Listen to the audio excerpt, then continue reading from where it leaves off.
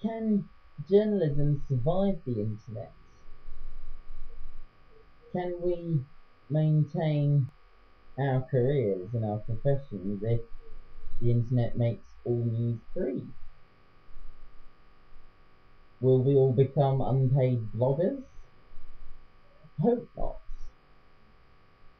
These are my ideas about how a modern print newspaper company could transform itself so that it only has the bare bones of an organisation without the expensive fixed costs. Very little of the expenses of running newspapers and magazines seems to be the journalists' pay, or the editors for that matter. Most of the costs seem to be tied up with print, renting offices, national insurance, all these things can be got rid of. First thing our media companies can do is get rid of their IT departments, switch to cloud computing. Data will be safer, it won't have to pay for storage space or for antiviruses, all that will be handled by the cloud. They'll rent servers, much cheaper. Second thing they can do is just employ freelancers. Us lot, you don't have to pay national insurance for us. And we're flexible. Which ties in with the third big saving they can do. Don't have any offices. Use video.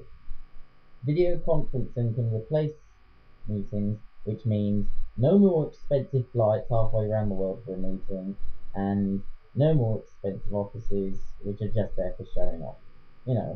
I mean, you can have one meeting a year, or end of year party, whatever, for everyone in the organisation to meet face to face. Say everyone who's contributed in the past year. But that would be for fun. No need for an office. So use video conferencing instead of offices. That's the third big saving. Fourth,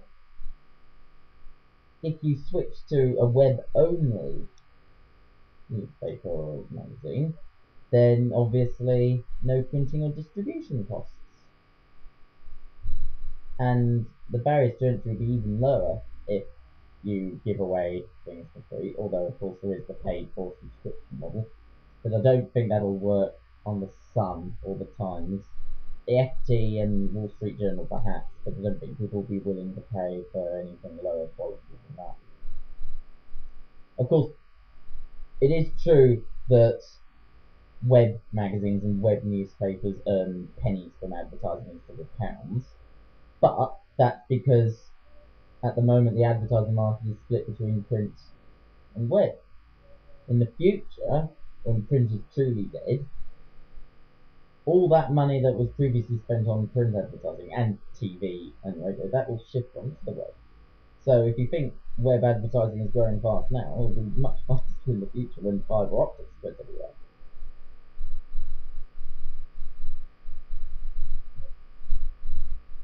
So you can really make journalism very lean, but there's one more problem. Investigative journalism.